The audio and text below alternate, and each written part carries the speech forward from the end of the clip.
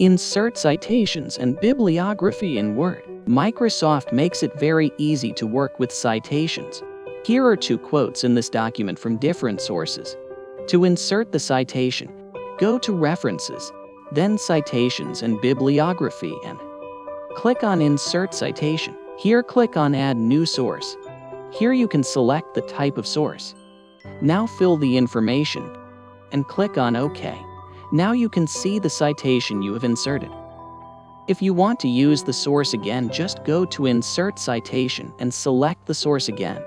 After finishing the document, you can easily add bibliography.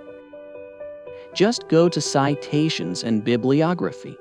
Select the style, and then click on Bibliography. Here simply insert built-in formats of your choice. And here we can also easily update the citations and bibliography table.